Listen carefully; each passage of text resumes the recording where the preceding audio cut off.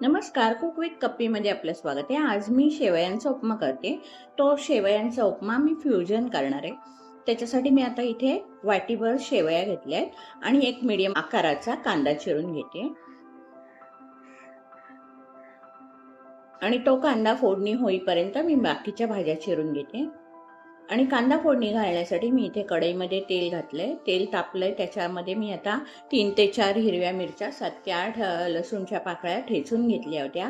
त्या घालून छान असं परतवून घेते. त्यानंतर त्यामध्ये जो बारीक चिरला होता कांदा तो घालून घेते. कांदा परतवून झाल्यानंतर त्यामध्ये मूठभर कोबी घेतलाय, बारीक चिरलेला कोबी आहे हा.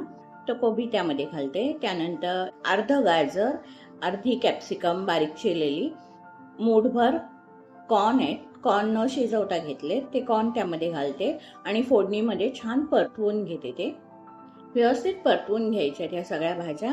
आणि ह्या सगळ्या शिजायला थोड्याशा पाहिजेत म्हणून त्याच्यावरती 1-5 मिनिटासाठी मी झाकण घालून ठेवते. हे पहा, 5 मिनिटानंतर मी झाकण उघडून बघते आणि त्यानंतर त्यामध्ये मी 1 टीस्पून कांदा लसूण मसाला घालते आणि अर्धा टीस्पून हळद घालते. ते सगळे मसाले कांद्यामध्ये व्यवस्थित परतवून घेते आणि ते परतवून झाल्यानंतर त्यामध्ये शेवया घालून घेते आणि शेवयासुद्धा छान अशा फोडणीमध्ये परतवून घेते. आणि आता इथे मी पाणी गरम घेतलेलं आहे. आपण उपम्याला कसं दुप्पट पाणी घेतो तसंच ह्या उपम्याला घ्यायचं आहे. आणि आता पाणी टाकल्यानंतर जरासं ढवळून घेते आणि ते ढवळून झाल्यानंतर त्यामध्ये चवीनुसार मीठ घालते. मीठ घालून सुद्धा एकजीव करून घेते मीठ त्यामध्ये आणि 1-5 मिनिटासाठी म्हणजे त्या शेवया शिजण्यासाठी मी त्याच्यावरती झाकण घालून ठेवते. थोड्या वेळाने मी झाकण उघडून बघते, नाहीतर शेवया खाली लागण्याची शक्यता असते. हे बघा, शेवयांना छान उकळी आलेली आहे. पुन्हा त्याच्यावर झाकण घालून ठेवते आणि थोड्या वेळाने बघूया झाकण उघडून. आहा, हे बघा किती सुंदर झालाय शेवया, मस्त झाल्या. यामध्ये अजून मसाले घालायचे. 1.5 टेबलस्पून सोया सॉस घालते.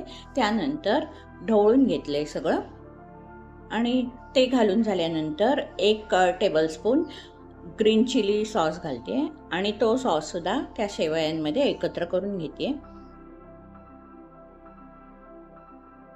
आता सगळे सॉस परतवून झाले.